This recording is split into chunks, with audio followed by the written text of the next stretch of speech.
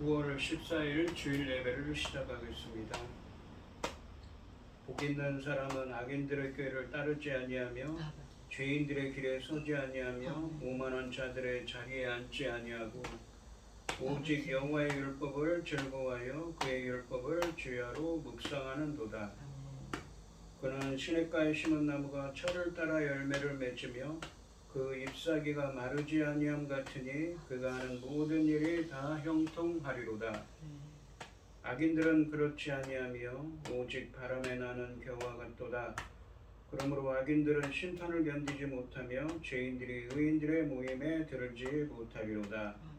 무릇 의인들의 길은 여호와께서 인정하시나 악인들의 길은 망하리로다. 아멘. 저희들을 창세전에 택정하시고 여기까지 인도해 주신 주님 감사드립니다.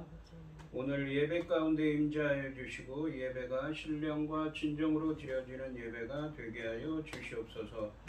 이 모든 말씀 거룩하신 예수님의 이름으로 기도드립니다. 아멘. 찬송가 23장입니다. 만입이 내게 있으면 그 이따 가지고 내 구주 주시는 정을 늘 찬송하겠네. 내 은혜로우신 하나님 날 도와주시고 그 크신 영광 넓이표 다 알게 하소서. 내 주의 귀한 이름이 날 위로하시고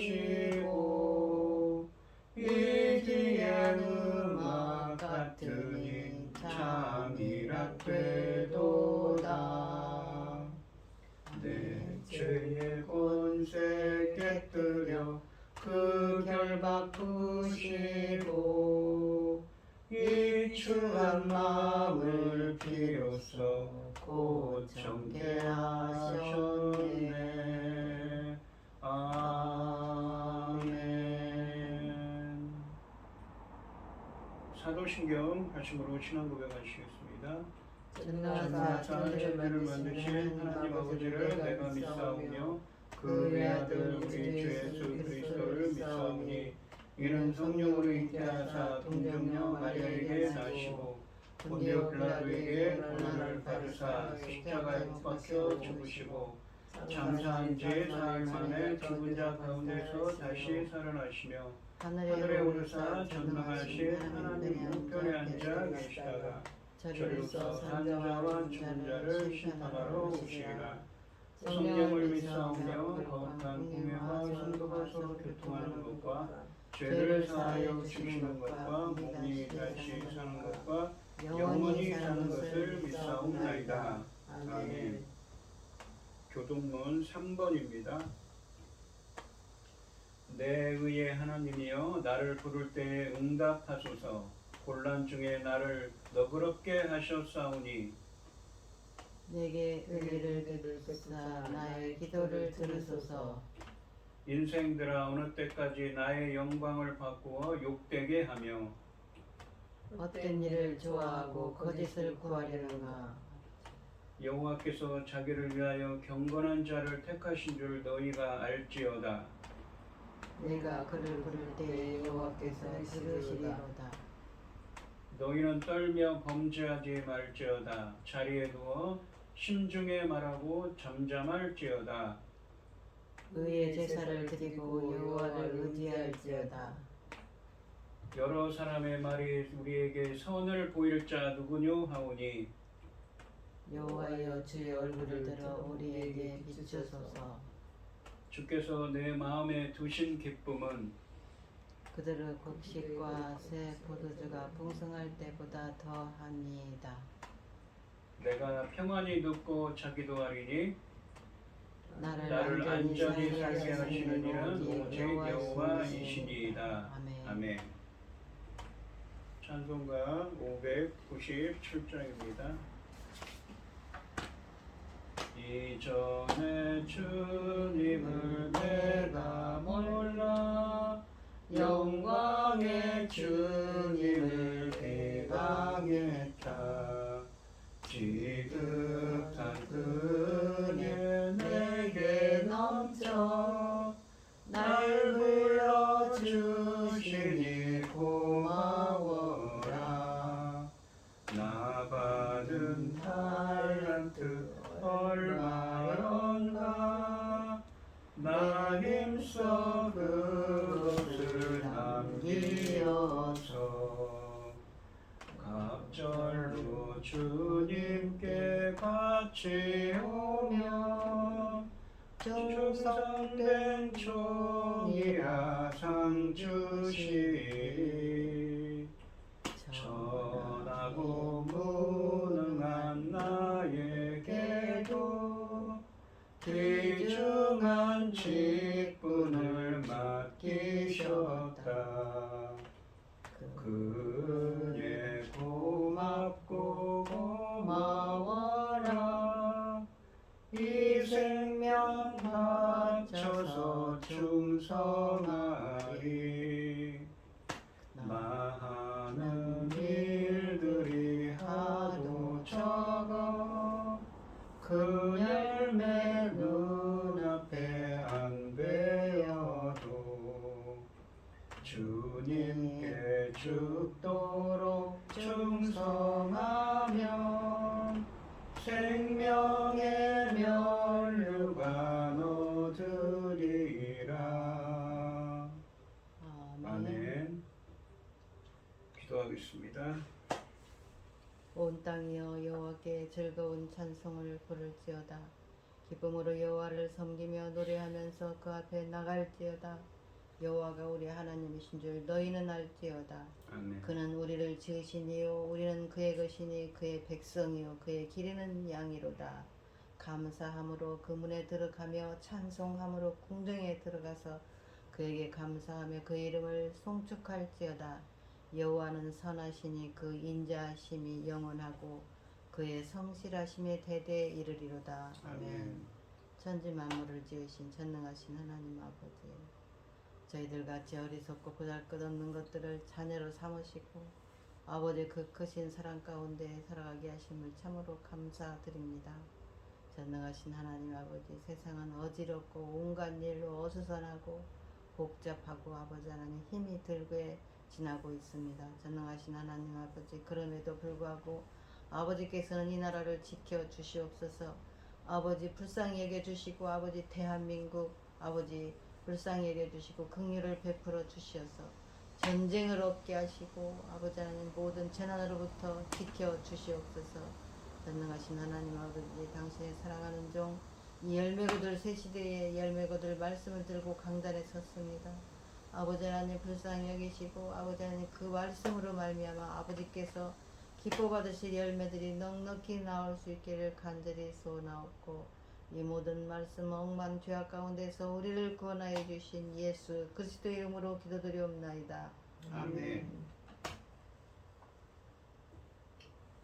오늘 함께 하실 하나님의 말씀은 마태복음 13장 18절에서 23절까지 말씀입니다. 마태복음 13장 18절에서 23절입니다. 교독을 하겠습니다. 제가 먼저 읽겠습니다. 그런즉 씨 뿌리는 비유를 들으라. 아무나 천국 말씀을 듣고 깨닫지 못할 때는 악한 자가 와서 그 마음에 뿌려진 것을 빼앗나니 이는 곧 길가에 뿌려진 자요.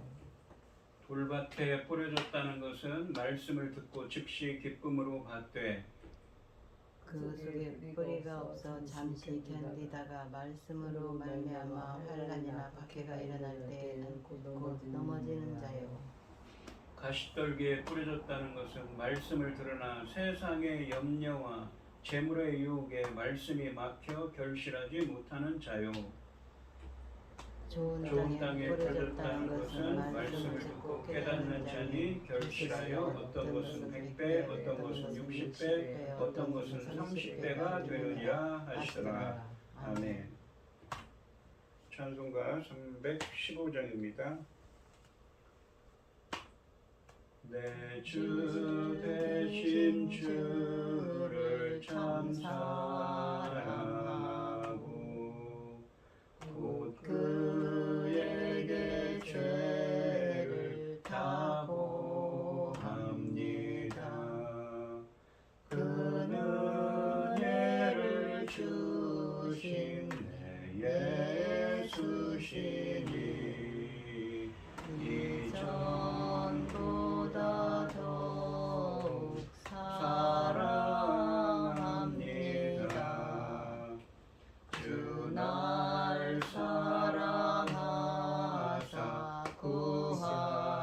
하시려고 저 십자가 고난 당하셨도다.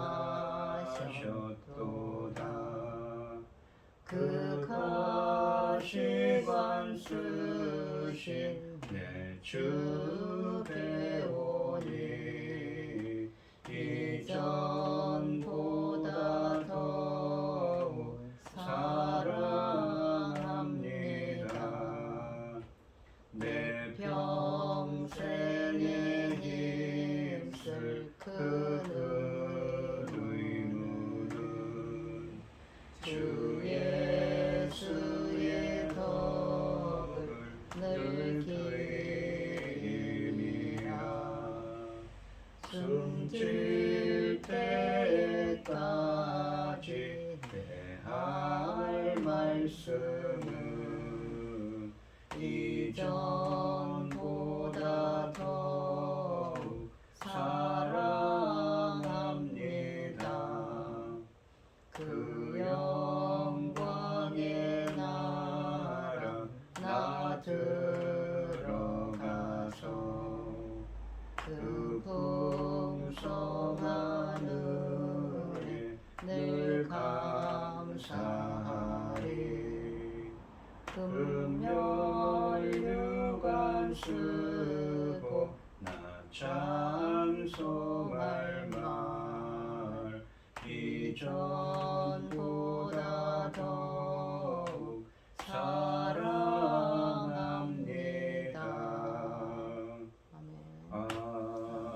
아멘. 오늘 본문 말씀의 제목은 말씀을 듣고 깨닫는 자입니다. 이 오늘 본문 말씀에서는 예수님께서는 이 13장 3절부터 8절까지 말씀에 나오는 씨 뿌리는 자의 비유에 대해서 그 해설, 그러니까 설명을 하고 계십니다. 이 18절 말씀에 보시면 그런즉 씨 뿌리는 비유를 들으라 라고 말씀하십니다. 이 씨 뿌리는 비유의 해설이 시작되고 있습니다. 이 18절 말씀은 헬라어 원문으로 직역하면 그러므로 너희는 씨 뿌리는 자의 비유를 들으라입니다. 한글 성경에는 그냥 씨 뿌리는 비유라고 되어 있지만 이 헬라어 원문으로는 이 13장 3절 말씀에 나오는 씨 뿌리는 자라고 되어 있는 그 구절에 번역된 구절이 그대로 18절에도 나옵니다. 또한 한글 성경에는 나오지 않지만 헬라어 원문으로는 너희라는 말이 앞단락에서 예수 하나님 나라의 비밀이 허락된 너희 곧 제자들을 의미하는 표현입니다. 그러니까 누구에게 지금 이 말씀을 하냐면 예수님의 제자들에게 천국 비밀이 이 허락된 너희 곧 제자들에게 하는 말씀이라는 것이지요. 이러한 연결은 접속사 그러므로에 의해 더욱 확실해집니다. 비유만 주어진 그들 곧 무리들과 달리 제자들에게는 이제 비유의 해설이 주어집니다. 그렇다면 그들은 이제 이 해설을 듣고 비유에 들어있는 하나님 나라의 비밀을 깨달을 것으로 기대됩니다. 제자들은 지난 시간에 이 10절부터 17절까지 말씀에서처럼 구약의 선지자들과 의인들이 보고 듣기를 원했던 것을 보고 듣게 되었으므로 씨 뿌리는 자의 비유에 담긴 이 의미를 놀라운 복으로 여기고 깨달아야 합니다. 한편 예수님은 이 비유를 씨 뿌리는 자의 비유라고 말씀하시는데 이것은 이 비유에서 씨 뿌리는 자의 역할이 중요함을 의미합니다. 이 씨 뿌리는 자는 37절 말씀에 가시면 밝히듯이 예수님 자신을 지칭합니다. 19절 말씀에 보시면 아무나 천국 말씀을 듣고 깨닫지 못할 때는 악한 자가 와서 그 마음에 뿌려진 것을 빼앗나니 이는 곧 길가에 뿌려진 자요 라고 되어 있습니다. 본문은 씨앗의 정체를 그 나라의 말씀, 헬라어 원문으로는 천국 말씀이라고 우리 한글 말씀에 되어 있지만 그 나라의 말씀, 곧 천국 말씀이라고 전제합니다. 이것은 마태복음 4장 23절과 9장 35절 말씀에서 유사하게 그 나라의 복음에 사용되었던 이 표현으로서 이러한 표현의 유사성은 여기서 언급하는 말씀이 지금까지 예수님께서 선포하신 하나님 나라의 복음이라는 점을 알려주고 있습니다. 이것은 이 비유의 목적이 마태복음 11장과 12장 말씀에 나오는 예수님의 하나님 나라 선포, 그리고 그분의 명령을 수행하는 제자들의 복음 선포에 대한 다양한 반응들을 설명하는 데 있음을 보여주고 있습니다. 즉, 이 비유가 궁극적으로는 예수님 자신을 받아들이는 것과 받아들이지 않는 것을 언급한다는 것입니다. 그것에 대한 다양한 예수님의 하나님 나라 사역에 대해서 다양한 반응에 대해서 이 비유로, 씨 뿌리는 비유로 4가지 밭을 통해서 말씀하고 계시지요. 본문은 이 19절에 보시면 길가에 뿌려진 자가 그 나라의 말씀을 듣고 깨닫지 못한 사람이라고 말씀하십니다. 듣고서도 깨닫지 못하는 문제는 이미 13절부터 15절 말씀에서 거듭 지적되었습니다. 여기서 우리는 듣다라는 표현의 이중적인 의미를 주목할 필요가 있습니다. 앞서 18절 말씀에서 예수님께서 말씀하신 들으라라는 이 명령은 마음을 열고 듣는 행동을 뜻하며 이것은 영적 깨달음으로 귀결됩니다. 하지만 이 19절 말씀에 듣고라는 표현은 마음과 상관없이 단지 육체적으로만 귀로 듣는 청각작용을 의미합니다. 이것은 영적 깨달음에 꼭 필요한 것이지만 그 깨달음을 보장하지는 못합니다. 이 듣다라는 말의 이러한 이중적인 의미를 잘 보여주는 것이 지난 시간에 13절 말씀의 역설적인 선언이었습니다. 이사야서 말씀을 인용을 했죠. 그러므로 내가 그들에게 비유로 말하는 것은 그들이 보아도 보지 못하며 들어도 듣지 못하며 깨닫지 못함이니라. 보아도 보지 못하고 들어도 듣지 못하고 깨닫지 못함이니라. 하나님께서 그렇게 하도록 하신다는 것이지요. 길가에 뿌려진 자의 결정적인 문제는 그가 그 나라의 말씀을 청각적으로 듣기는 들었지만 마음으로 깨닫지 못하는 데 있습니다. 사실 네 부류의 사람들 모두 청각적으로는 듣습니다. 하지만 듣고 깨닫는 자는 좋은 땅에 뿌려진 자뿐입니다. 그리고 말씀을 듣고 깨닫는 자만이 열매를 맺게 됩니다. 이처럼 마음으로 깨닫는 것은 열매를 맺는 데 필수 요건인 것이지요. 이 문맥에 따르면 깨닫지 못하는 문제는 말씀의 전달이 불충분하기 때문에 아니라 듣는 자들의 완악함과 받아들이지 않으려고 하는 태도의 결과입니다. 그러니까 이 마태복음 이 4장부터 예수님의 이 공생애가 시작되는데 하나님 나라가 임하셨다, 하나님의 통치가 임하셨다라고 시작하시면서 공생애가 시작하셨는데 산상수훈의 말씀으로 또 여러 가지 기적들로 행했습니다만 예수님의 제자들과 소수의 사람들만이 예수님을 메시아로 따르고 예수님의 말씀을 듣고 그 말씀대로 행하려고 했습니다. 하지만 대다수의 사람들, 자칭 지혜롭고 슬기롭다고 생각하는 당시의 이 종교 지도자들은 예수님을 메시아로 믿지 않지요. 계속 시험을 하고 있습니다. 그렇게 예수님의 말씀을 받아들이지 않는 자들은 말씀을 깨닫지 못합니다. 그리고 예수님은 그들의 말씀을 듣고도 깨닫지 못한 결과를 밝히십니다. 악한 자가 와서 그의 마음에 뿌려진 것을 빼앗는다라고 말씀하십니다. 여기서 악한 자는 사탄을 의미하죠. 또 앞에서는 13장 1절부터 8절까지 말씀에서는 무엇이었습니까? 새들이 와서 씨를 가져간다고 그러죠. 본문은 이 악한 자가 뿌려진 것, 곧 말씀을 빼앗는다라고 표현합니다. 말씀을 듣고 마음으로 그 말씀을 확고히 받아들이지 않으면 사탄은 그 말씀을 그 사람 안에 내버려 두지 않습니다. 지켜보던 악한 자가 와서 뿌려진 말씀을 낚아채 마음의 뿌리를 내리지 못하게 합니다.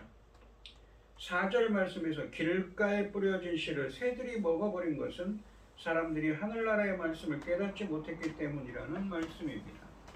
예수님이 메시아이심을 인정하지 않은 자들의 마음에 뿌려진 복음의 씨앗을 4절 말씀처럼 사탄이 새처럼 먹어치우는 것입니다. 악한 자가 씨를 뺏을 수 있는 것은 사람들이 말씀을 거부했기 때문이지요. 그리고 빼앗다라는 이 동사는 현재형입니다. 헬라어에서 현재형은 계속의 의미가 있죠. 계속 무엇 하고 있다는 것입니다. 계속 빼앗고 있다는 지속성을 의미합니다. 이런 사람에게는 사탄의 영향력이 계속되고 있다는 의미의 말씀입니다. 20절과 21절 말씀해 보시면 돌밭에 뿌려졌다는 것은 말씀을 듣고 즉시 기쁨으로 받되 그 속에 뿌리가 없어 잠시 견디다가 말씀으로 말미암아 환난이나 박해가 일어날 때에는 곧 넘어지는 자요라고 되어 있습니다. 돌밭이라고 그랬죠. 그러니까 당시 팔레스타인이 거의 다가 돌밭이라고 그럽니다. 돌이 있고 그 위에 흙이 얇게 덮여 있습니다. 그러니까 겉으로 보면 멀쩡한 밭처럼 흙처럼 보이죠. 씨를 뿌렸을 때 이 뿌리를 내려야 되는데 열매가 이 무엇인가 흙이 얇기 때문에 일단 처음에는 뿌리를 내리는 것처럼 비치지요. 싹이 피는 것처럼 보입니다. 하지만 뿌리를 완전히 내릴 수가 없기 때문에 돌 때문에 뿌리를 완전히 내릴 수 없기 때문에 어떻습니까? 말라버린다고 했습니다. 그런 돌밭이지요. 돌밭에 뿌려진 자는 말씀을 듣고 곧바로 기쁨으로 그것을 받아들입니다. 그러니까 처음에는 그것이 뿌리를 내리는 것처럼 보이죠. 싹을 틔우는 것처럼 보입니다. 이 사람의 처음 반응은 긍정적이고 희망적입니다. 특히 말씀을 곧바로 기쁨으로 받아들이는 그의 모습은 마태복음 4장 24절과 25절 말씀처럼 예수님의 선포에 즉각적으로 열렬히 반응했던 무리들을 연상하게 합니다. 이 돌밭에 뿌려진 씨는 그 씨를 받아들일 약간의 흙을 가졌지만 그 흙이 많지는 않습니다. 이 사람들은 제시된 약속들 때문에 복음의 좋은 소식을 처음에는 기쁘게 받아들입니다. 그들은 처음에는 다소 성장하는 것처럼 보입니다. 하지만 21절 말씀은 이내 이 사람의 문제를 밝힙니다. 이 사람의 문제는 자기 안에 뿌리가 없다는 것입니다. 이 사람들은 기본적인 진리의 일부를 이해하지만 하나님의 진리가 자신들의 영혼 속에 들어가 자신들의 삶을 변화시키도록 허용하지는 않습니다. 그들은 뿌리를 내리지 못하고 따라서 잠시 견딜 뿐입니다. 환난이나 박해가 일어나는 때에 이 13장 5절과 6절에서는 뜨거운 더위라고 표현을 했습니다. 그것이 사실은 환난이나 박해라는 것이지요. 환난이나 박해가 일어나면 어떻습니까? 그들은 복음이나 그 약속들을 믿지 않기로 결정하고 넘어져 버린다는 것이죠. 뿌리를 든든하게 내리지 못했기 때문입니다. 이 말씀은 하나님 나라 복음에 열정적으로 반응했지만 외부적인 압박 때문에 흔들리고 있는 제자들에게 자신들의 영적 안전을 점검하도록 촉구하는 측면도 있습니다. 하나님 나라의 복음에 반응하여 하나님을 따르는 제자는 언제나 박해받을 준비가 되어 있어야 합니다. 그러한 박해에도 불구하고 끝까지 견디는 것은 마침내 열매를 맺기 위한 필수 요건입니다. 예수님은 제자들의 삶에서 환난과 박해가 항상 있을 것이라고 마태복음에서 여러 차례 말씀하셨습니다. 결국 환난과 박해를 견뎌내는 사람만이 예수님의 제자가 될 수가 있습니다. 22절 말씀해 보시면 가시떨기에 뿌려졌다는 것은 이 말씀을 들으나 세상의 염려와 재물의 유혹에 말씀이 막혀 결실하지 못하는 자요라고 되어 있습니다. 가시떨기가 씨가 뿌려지면 처음에는 자라는 것 같지만 그 가시떨기 기운에 막혀서 제대로 자라지 못한다고 지난 시간에 설명을 했습니다. 그 가시떨기 기운이 뭐냐면 세상의 염려와 재물의 유혹이라고 표현하고 있는 것이지. 농부가 씨를 밭에 심기는 했지만 가시가 기운을 막아 자라지 못합니다. 가시는 세상의 염려와 재물의 유혹이라고 표현하고 설명해 주십니다. 20절과 21절 말씀에 있는 돌밭의 문제가 외부적인 압박이었다면 이 가시덤불의 문제는 내부적인 요인들, 즉 곧 세상의 염려와 재물의 유혹입니다. 본문은 염려와 재물의 위험성을 심각하게 지적하고 있습니다. 특히 마태복음 19장 22절 말씀에 나오는 부자 청년은 자신의 많은 재물 때문에 영생을 추구하는 길에서 돌아서고 맙니다. 사실 예수님은 재물이 우리 마음에서 하나님의 경쟁자가 될 수 있다는 점을 마태복음 6장 24절 말씀에서 명확히 지적하셨습니다. 아무도 두 주인을 섬길 수 없다고 하셨지요. 너희는 하나님과 재물을 겸하여 섬길 수 없다고 하셨습니다. 따라서 진정한 제자는 말씀을 듣는 데 그치는 것이 아니라 재물에 대한 충성심을 버리고 하나님께만 충성해야 하는 것이지.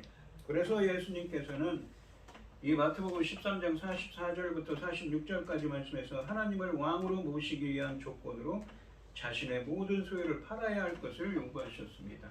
실제로 제자들은 부자 청년과 달리 자신들의 모든 소유를 버리고 주님을 따른 자들이었습니다. 사실 그러지 않고서는 누구도 자신의 주님의 진정한 제자가 될 수 없는 것이지요. 재물은 어느새 제자의 마음에서 말씀을 질식시켜서 그것이 열매 맺지 못하게 하기 때문입니다. 예수님께서는 가시떨기를 세상의 염려와 부의 유혹이라고 설명하셨습니다. 세상적인 염려들과 물질적인 것들에 대한 욕망은 오늘날의 우리들처럼 당시 1세기의 성도들에게도 이 똑같은 문제를 야기해가고 있었습니다. 매일의 일과가 우리의 삶을 혼잡스럽게 하고 물질적인 추구가 신자들의 마음을 흩뜨려 하나님의 말씀을 질식시킴으로써 열매 맺지 못하게 하는 것입니다. 23절 말씀해 보시면 좋은 땅에 뿌려졌다는 것은 말씀을 듣고 깨닫는 자니 결실하여 어떤 것은 100배, 어떤 것은 60배, 어떤 것은 30배가 되느니라 하시더라 라고 되어 있습니다. 좋은 땅에 뿌려진 자는 말씀을 듣고 깨닫습니다. 그런데 한 가지 눈에 띄는 변화가 있습니다. 곧 깨닫다라는 표현이 마침내 나타납니다. 이 표현은 19절 말씀에서 길가에 뿌려진 자에게 부정적으로 사용됐습니다. 깨닫지 못한다고 있지요. 이제 마지막 경우에는 긍정적으로 깨닫게 됩니다. 이처럼 비유의 해설은 깨닫지 못하는 사람으로 시작해서 깨닫는 사람으로 마무리됩니다. 이 구조는 이 비유의 초점이 깨달음에 있다는 것을 의미하죠. 사실 이 깨달음이라는 단어로 번역된 이 헬라어, 쉬니엠이라는 이 헬라어는 이 시레시스라는 이 명철을 뜻하는, 우리가 잠언에 나오는 지혜와 명철할 때 그 명철이지요. 그것을 이 명철을 의미하는 단어입니다. 그러니까 이 명철도 사실은 누구입니까? 우리가 스스로 깨닫는 것입니까? 아니죠. 성령 하나님께서 그렇게 명철하도록 깨닫도록 해주셔야 하는 것입니다. 깨달음은 열매를 맺는 것으로 귀결됩니다. 씨 뿌리는 자가 기대하는 것은 당연히 열매인 것입니다. 그런데 이 열매는 하나님 나라의 말씀을 깨닫는 자만 맺을 수가 있습니다. 본문에서 결실하여, 앞에는 헬라어 원문으로는 과연, 확실을 의미하는 헬라어가 있습니다. 그러니까 깨달음이 있어야만 이 무엇입니까? 그 확실히 열매를 결실할 수 있다, 열매를 맺을 수 있다는 의미인 것이지요. 여기서 열매는 마음에 뿌려진 그 나라의 말씀이 제시하는 하나님의 뜻을 행하는 삶을 의미합니다. 그러니까 예수님께서 하신 그 천국 복음의 말씀을 실행하고 그것을 따르는 삶인 것이지요. 그것이 바로 열매라는 것입니다. 그렇다면 13절 말씀부터 부각된 깨달음은 선포된 말씀을 이해하고 마음으로 받아들여 순종에 이르는 일련의 과정을 의미합니다. 깨달음과 열매의 중요성에 대한 이 본문의 이러한 강조는 교회 안에서 하나님 나라의 말씀을 듣는 제자 각자에게 자신의 모습을 돌아보게 합니다. 말씀을 들어도 마음으로 받지 않으면 깨닫지 못할 수 있고, 깨달았다고 생각만 할 뿐 말씀에 순종하는 삶으로 열매를 맺지 않으면 그 깨달음의 진정성은 입증될 수 없기 때문입니다. 그런데 좋은 땅에 뿌려진 자가 맺는 열매의 수확량은 다양하다고 또한 말씀하십니다. 자신의 은사와 환경에 따라 100배, 60배, 30배로 이렇게 달라진다고 말씀하십니다. 이러한 결실의 다양성은 달란트 비유에서 또한 확인될 것입니다. 중요한 것은 수확량이 많고 적음에 있다는 것보다는 열매를 맺느냐 맺지 않느냐에 있습니다. 이 오늘 본문 말씀을 보시면 말씀은 같지만 말씀을 받는 사람들의 마음은 다릅니다. 우리는 말씀을 자주 듣지만 결실하지 못하는 이유를 말씀에서 찾을 것이 아니라 우리 자신에게서 찾아야 합니다. 우리는 좋은 밭이 되어야 합니다. 그런데 좋은 밭이 되는 것은 우리 스스로의 힘으로 가능한 것이 아닙니다. 그것은 성령 하나님의 은혜와 능력으로 가능합니다. 우리는 성령님의 도우심을 받아서 사탄의 공격을 이겨내고 환난이나 박해를 만났을 때 쓰러지지 않아야 하며 세상의 염려와 재물의 유혹에 넘어가지 말아야 되고 좋은 땅이 되어서 우리는 말씀을 듣고 깨달아서 열매를 맺어야 하는 것이지요. 또한 씨앗은 4종류의 밭에 뿌려졌습니다. 그 중에서 3종류의 밭에 뿌려진 씨앗들이 싹을 내었습니다. 하지만 최종적으로 열매를 맺은 씨앗은 좋은 땅 한 곳에 뿌려진 것뿐입니다. 중요한 것은 싹을 내는 것이 아니라 열매를 맺는 것입니다. 비록 싹을 틔웠을지라도 열매를 맺지 못한 자의 운명은 파멸일 뿐인 것이지요. 완성된 하나님 나라에 들어갈 수 있는 자는 열매를 맺은 좋은 땅에 뿌려진 자뿐입니다. 그러니까 열매를 맺는 것이 무엇입니까? 하나님 뜻대로 살아가는 그리고 순종하는 삶의 열매인 것이지요. 오늘 이 시간 성도님들도 말씀을 듣고 깨닫게 해주셔서 하나님의 말씀이 제시하는 하나님의 뜻을 행하는 삶의 열매를 맺으시기를 주님의 이름으로 축원드립니다. 기도하겠습니다. 하나님 아버지, 씨 뿌리는 비유에 대해서 그 의미에 대해서 예수님은 오늘 설명하십니다. 오직 좋은 땅에 뿌려졌을 때 100배, 60배, 30배의 열매를 맺는다고 합니다. 예수님께서 말씀하신 천국 복음, 하나님의 말씀을 듣고 깨닫는 자만이 온전히 하나님의 뜻을 따르는 삶의 열매를 맺어서 열매를 맺어서 주님께 영광 돌릴 수 있다는 의미입니다. 저희들도 주님께서 역사해 주셔서 그 말씀을 듣고 깨달음을 주셔서 깨닫게 하여 주셔서 100배, 60배, 30배로 삶의 열매를 맺을 수 있는 순종하는 삶의 열매를 맺을 수 있는 은혜를 허락하여 주시옵소서. 이 모든 말씀 거룩하신 예수님의 이름으로 기도드리옵나이다. 아멘. 찬송가 94장입니다.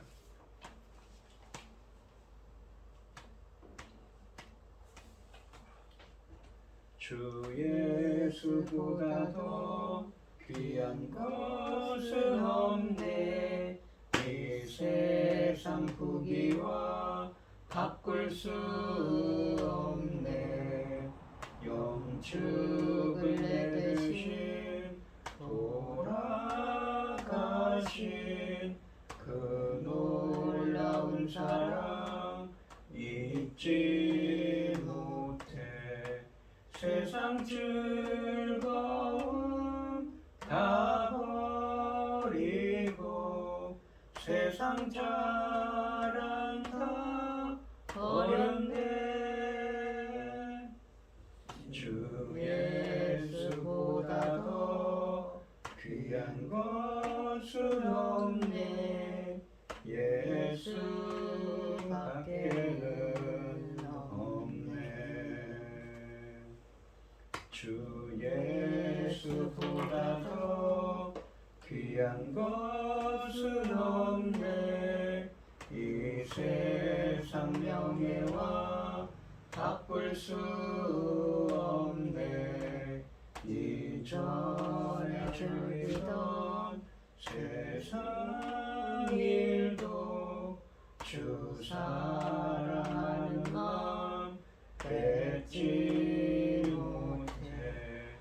세상 즐거움 다 버리고 세상 자랑 다 버렸네.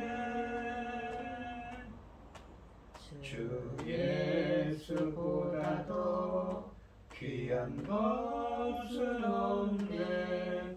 예수 밖에는 없네. 주 예수보다 더 귀한 것은 없네. 이 세상 행복과 바꿀 수 없네. 유혹과 핍박이 몰려와도 주 섬기는 내 마음 변치 않아. 세상 즐거움 다 버리고 세상 자랑 다 버렸네. 주 예수보다 더 귀한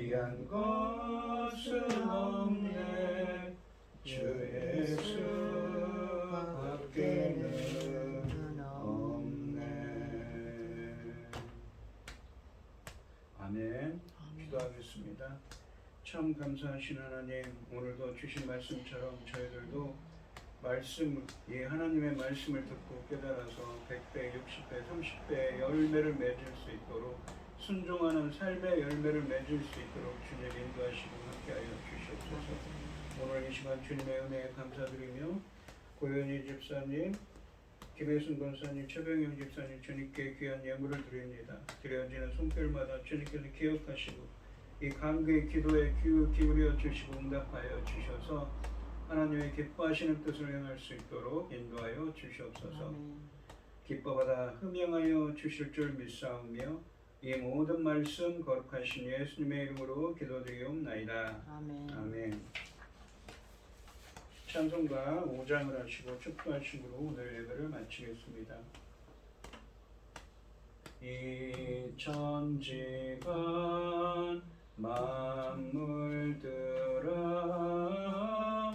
복 주시는 주 여호와 전능성부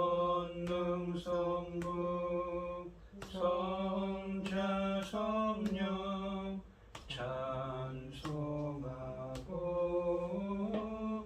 찬송하세.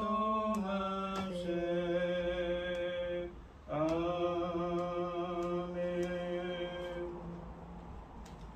이제는 주 예수 그리스도의 은혜와 아버지 하나님의 극진하신 사랑과 성령의 교통하심이 성도들 머리 위에 이제로부터 영원히 함께 있을지어다. 아멘.